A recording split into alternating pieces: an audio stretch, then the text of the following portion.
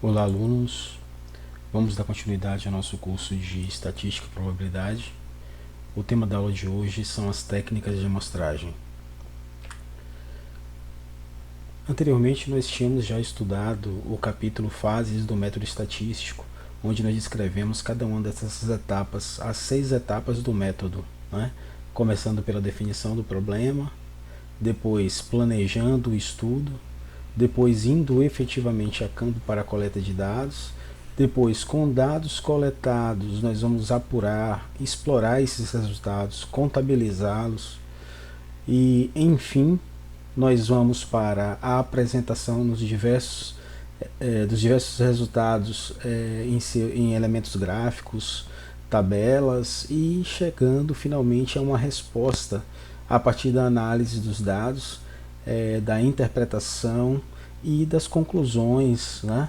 Então aí nós temos, se no começo nós tínhamos um problema definido como uma pergunta, ao final das etapas, seguindo o método científico, nós alcançamos uma resposta para aquela pergunta originalmente formulada. Bom, a aula de hoje ela está dentro desse box aqui, que ainda está no planejamento do estudo. Dentre as várias decisões que é necessário tomar dentro do planejamento do estudo, nós temos algo relacionado ao que a gente chama de amostragem, né?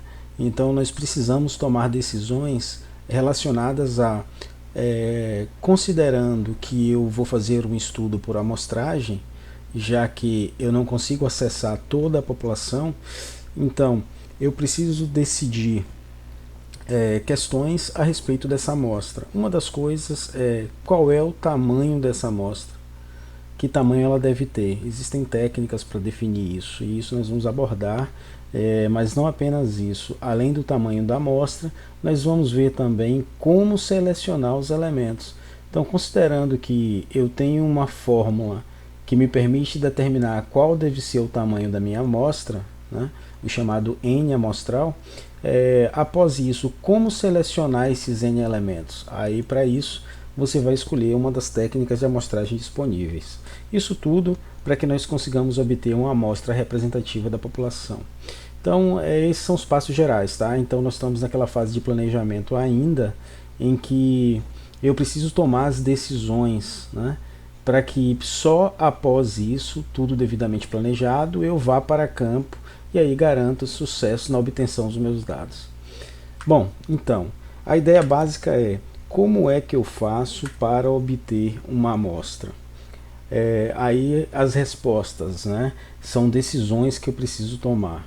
Então, considerando que aqui eu tenha, dentro dessa elipse vermelha, eu tenho uma população, né, eu preciso decidir algo que seria uma parcela dessa população, que nós chamamos de amostra, né?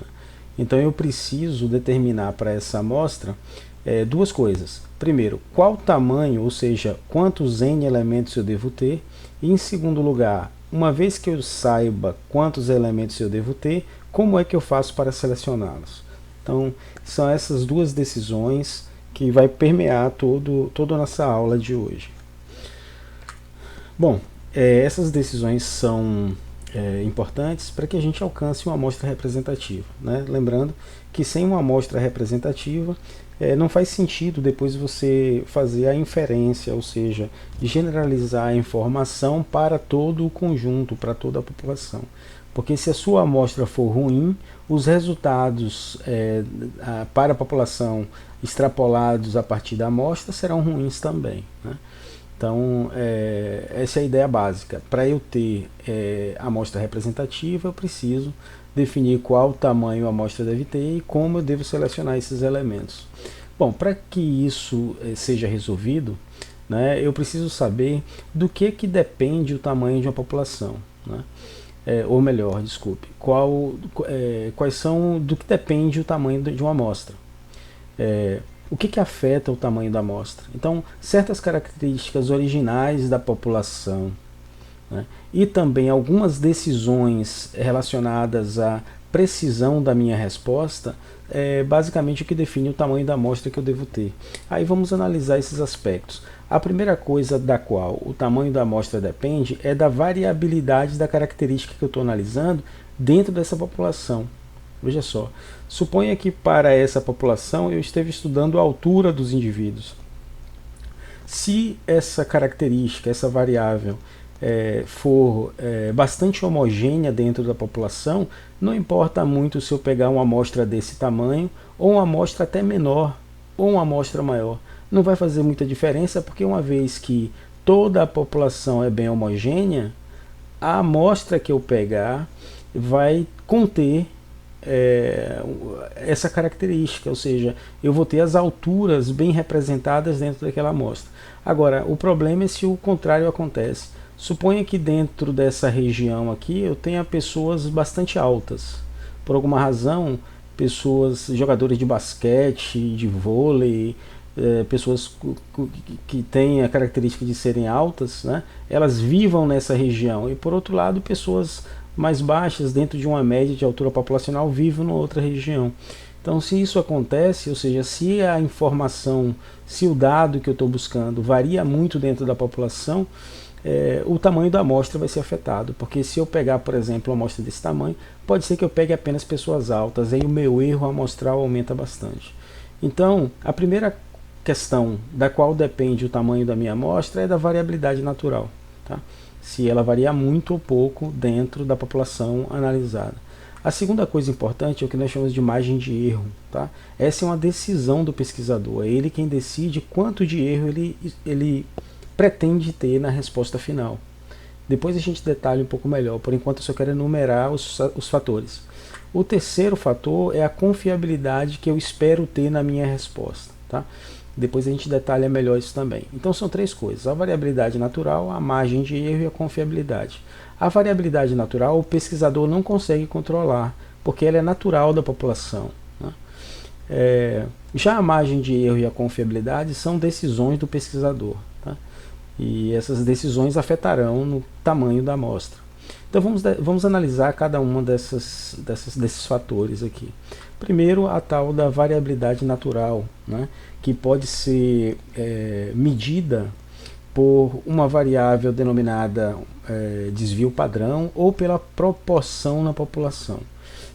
Bom, aqui mais ou menos ilustrando o que eu comentei anteriormente, pense que a característica que eu estou analisando, também conhecida como variável, né, ela esteja bem distribuída na população, né?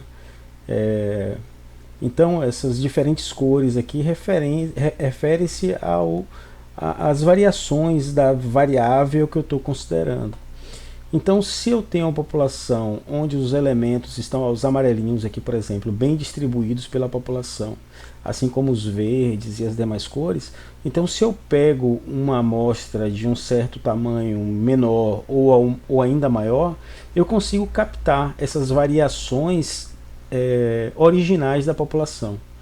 Então é isso que é interessante. Então, se a minha variável é bem distribuída, bem homogênea, uma amostra de tamanho menor conseguirá capturar essa variabilidade, de forma que, nesse sentido, a minha amostra será representativa.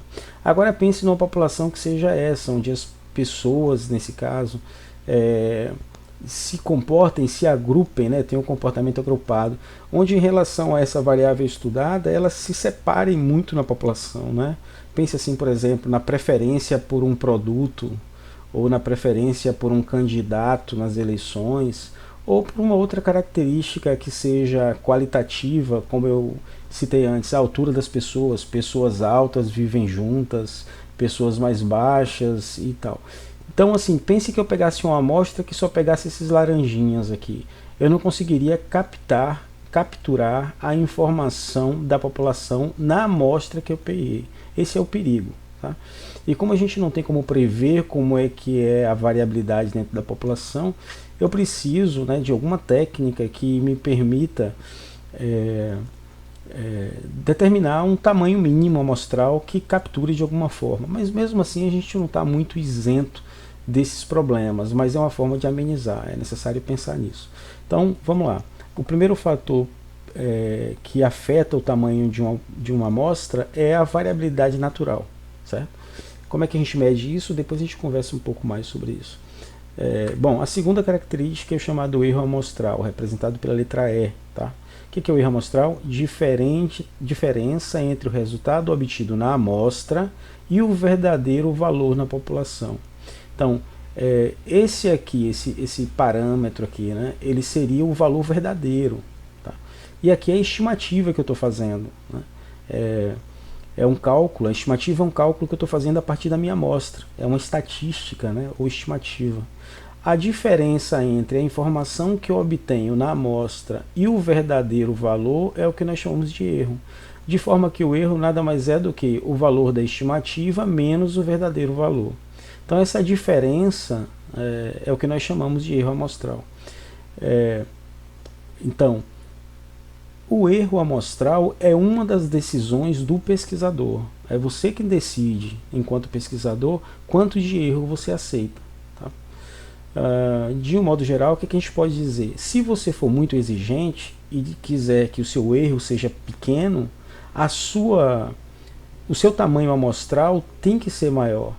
Então, as coisas aqui são inversamente proporcionais. Então, quanto menor o erro, mais esforço amostral eu terei que fazer. Em outras palavras, maior terá que ser o meu tamanho amostral. Eu espero que isso faça sentido para você, que na verdade é bem assim, se eu quero um erro menor, eu preciso ter um N amostral maior, ou seja, uma maior amostra. Tá? Bom, a terceira e última característica é o chamado nível de confiança, representado pela letra Z. O nível de confiança, para entendê-lo verdadeiramente, é necessário entender outras coisas em estatística. Mas por enquanto eu vou trazer ele apenas como um fator que afeta no tamanho da amostra e mostrar o que é necessário nesse momento para calcular o tamanho amostral. Mas em aulas futuras a gente vai detalhar melhor o que o nível de significância de fato significa e a relação que ele tem com outras variáveis. Né? Bom, vamos lá. O que é o nível de confiança? É uma probabilidade. Esse é o primeiro ponto importante, certo? Então, se o anterior que nós comentamos, o erro amostral, é a diferença entre a estimativa e o verdadeiro valor, e eu obtenho ele diretamente por uma subtração, né? Aqui não. Aqui o nível de confiança é uma medida de probabilidade, certo? E aí eu adianto também para você o seguinte, também o nível de confiança é também decisão do pesquisador, assim como o erro comentado anteriormente. Então assim, nível de confiança é uma probabilidade de que o verdadeiro valor na população esteja dentro da margem de erro. Ó para isso aqui. Ó. Aqui está o verdadeiro valor e aqui está o erro que nós comentamos agora há pouco, né? Para mais e para menos. Então, o que é o nível de confiança? É a probabilidade de que o verdadeiro valor está dentro do erro que você escolheu cometer. Né? Então, você vê que as coisas estão conectadas. Né? Nível de confiança e erro, eles estão totalmente conectados. São dois conceitos que se complementam. Enquanto que o erro é essa distância aqui, ó, do verdadeiro valor até a estimativa, para um lado e para o outro, o que é o nível de confiança? É a probabilidade de que o verdadeiro valor esteja aqui dentro, né, do erro que você escolheu cometer. Bom, como é que a gente lida com o nível de confiança? O nível de confiança ele está dentro dessa tabelinha aqui, que no momento a gente vai aceitá-la, mas depois a gente vai entender isso com mais detalhes. Então, o nível de confiança é uma probabilidade, que em geral nós usamos ou 90% de confiança, ou 95% ou 99% de confiança. Tá? São valores altos de confiança. E qual é o valor de Z? O chamado nível de confiança.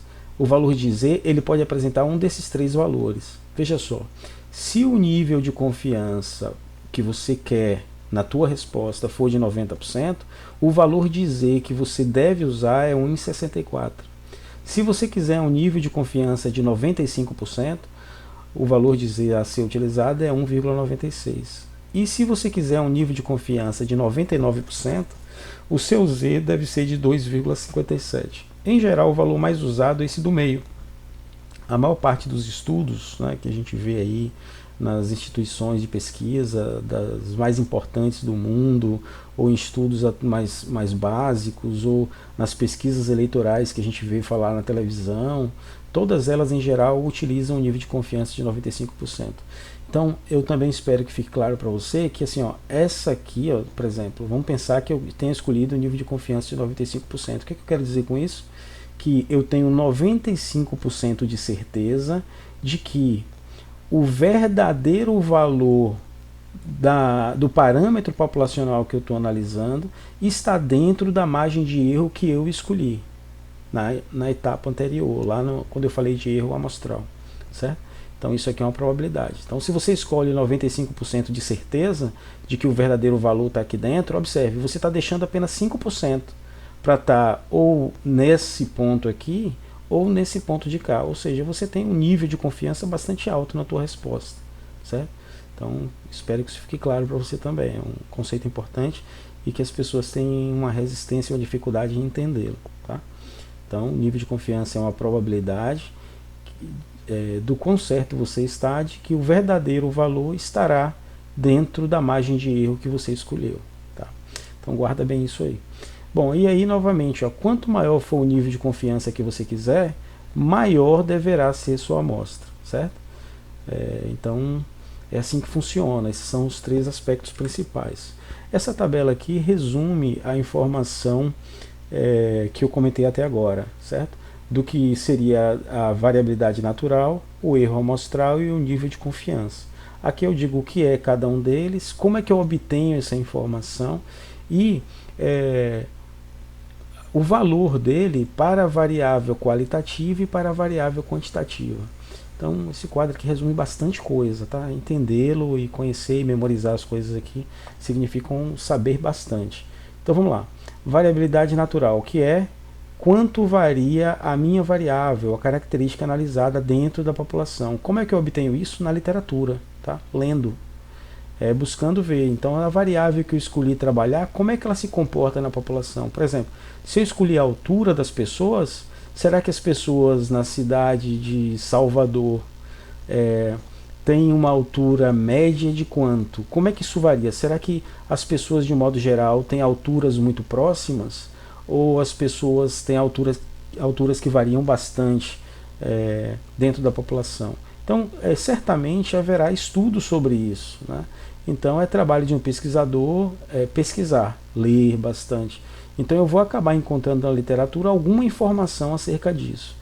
Agora, se por acaso eu não encontrar nada, não tem nada publicado que me ajude a saber como é que a variabilidade se comporta na minha população, existem formas de lidar com isso, tá? Eu não vou entrar em detalhes agora, porque por enquanto a gente vai aceitar que nós encontraremos essa informação na literatura. Mas se a gente não encontrar, é possível fazer estimativas bastante boas, tá?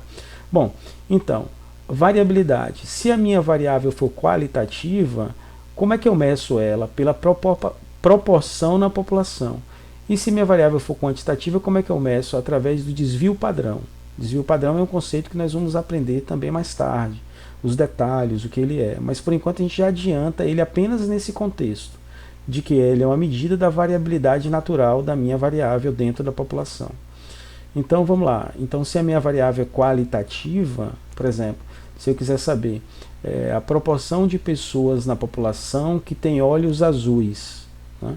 Então digamos que alguém fez esse estudo e está lá publicado que em São Paulo, por exemplo, a proporção de pessoas com olhos azuis é de 15%.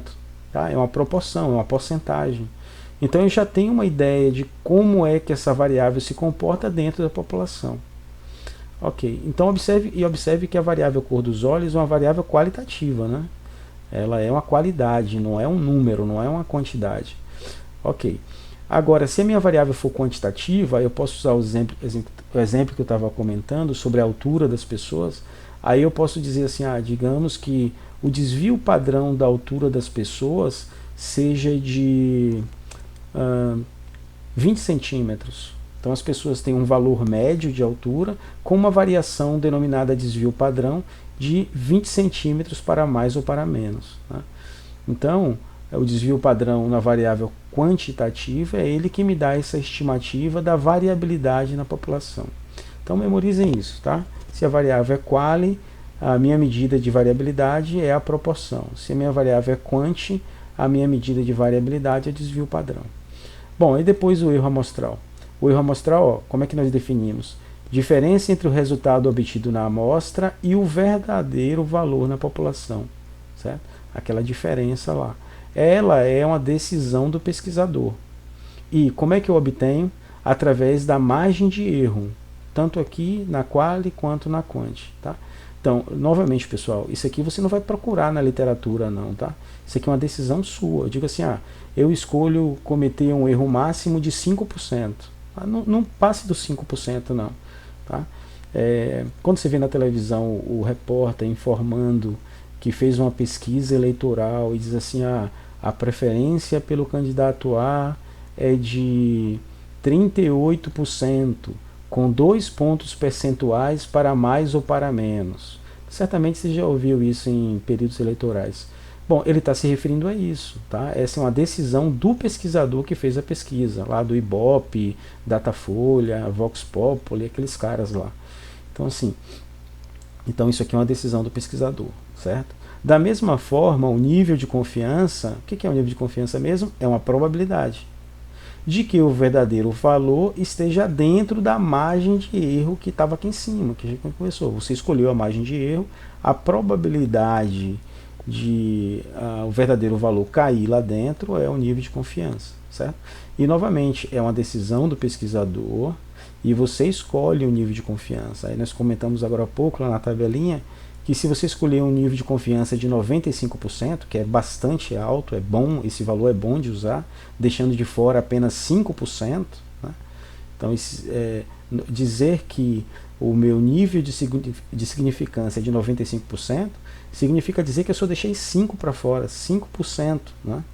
Eu tenho 5% de certeza de que o verdadeiro valor não estará dentro da margem de erro. Certo? Esse 5% é também conhecido como nível de significância. Certo? Então, se o nível de confiança é de 95%, é porque o nível de significância é de 5%. Tá? A soma dos dois sempre dá 100%. Beleza, então esse quadro aqui te dá muita informação. Bom, então agora vamos fazer contas aqui, tá? Para a gente saber qual é o tamanho do nosso N, do nosso tamanho amostral. Pessoal, existe diferença entre você calcular o tamanho amostral para a variável quantitativa e para a variável qualitativa. Então, nesse primeiro momento, vamos ver como é que calcula para a variável quantitativa. O valor do N, o tamanho da amostra, seria Z, que é o nível de confiança, multiplicado pelo desvio padrão, dividido pelo erro, e tudo isso elevado ao quadrado. Certo? Essa expressão aqui é para fazer um ajuste. Tá?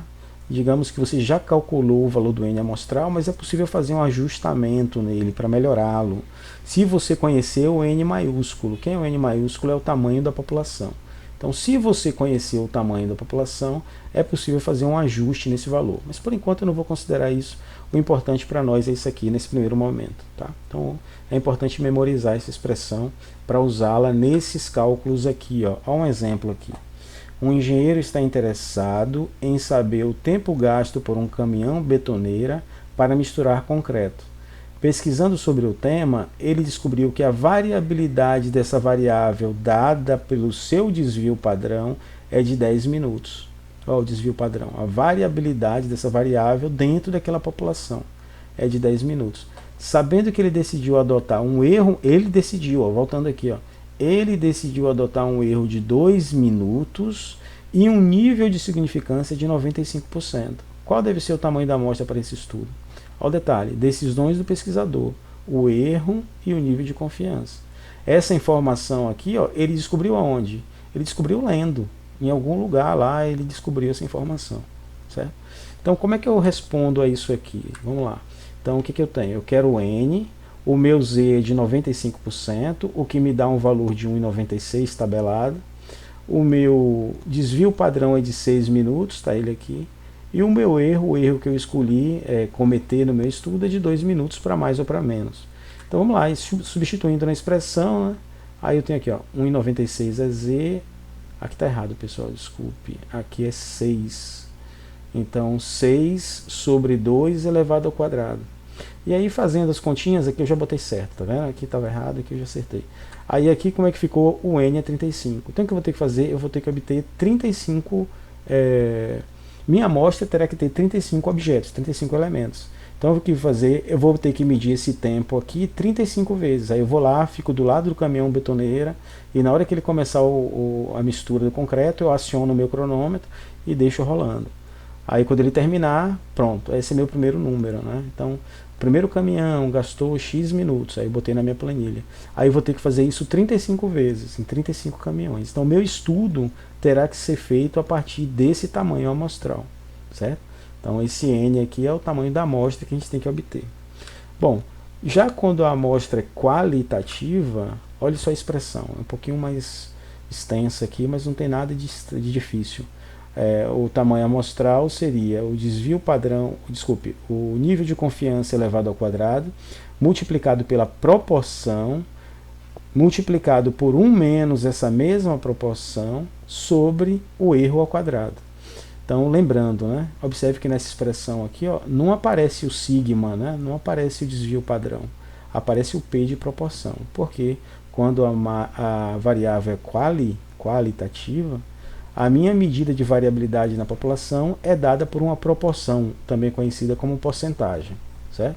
Só quando ela é quant, o exemplo anterior, é que a medida de variabilidade é dada pelo desvio padrão. Então estão as coisas aí, e aí vamos examinar novamente aqui a mesma ideia do ajuste, mas vamos ver um exemplo aqui.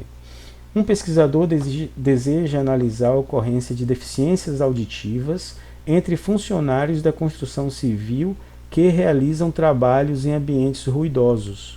Baseado na literatura, ele já sabe que a verdadeira proporção dificilmente excede 30%. Sabendo que em seu estudo ele deseja que a diferença entre a proporção real e a estimada seja de 3%, o que é isso aqui? Vou repetir. Sabendo que em seu estudo ele deseja que a diferença entre a proporção real e a estimada seja de 3%, isso aqui é o erro amostral, né? É a diferença entre o verdadeiro valor e o valor estimado. Então isso aqui é o valor de E, o Ezinho aqui. Ó. E que o nível de significância seja de 5%, ó o problema. Ele não falou nível de confiança, ele falou nível de significância. Lembra que eu falei que nível de confiança mais o nível de significância tem que dar 5%, 100%? Então, se ele me disse que o nível de significância é 5, é porque o nível de confiança que me interessa é de 95. Pegadinha aqui, viu? Pegadinha. Ele me deu o nível de significância. Aí eu tenho que interpretar que o nível de confiança é 95%. Aí pergunta, qual deve ser o tamanho da amostra? Bom, então aqui na situação problema, vamos lá. Vamos ver aqui os valores de N, eu estou procurando, o valor do tamanho amostral. A proporção é de 35%, esse problema está um pouquinho diferente do que eu li anteriormente, mas o caso é o mesmo, tá? Só os números que mudaram um pouquinho. Aí depois vocês podem exercitar no problema anterior, porque o cálculo resolvido aqui, como exemplo, é baseado nesses valores. Então eu tenho que a proporção, a verdadeira proporção da população é de 35%, ele obteve isso na literatura, né, 35%. E ele quer, sabendo que em seu estudo ele deseja que a diferença da proporção real estimada seja de até 5%, que é isso aqui? O erro, né? 5%. E que o nível de significância seja 10, tá vendo? Pegadinha aqui, viu? Se o nível de significância é 10, é porque o nível de confiança é 90%. Então o Z de 90% é 1,64, tá? Não é 1,96. É 1,64. É só olhar naquela tabelinha lá, como eu comentei lá atrás.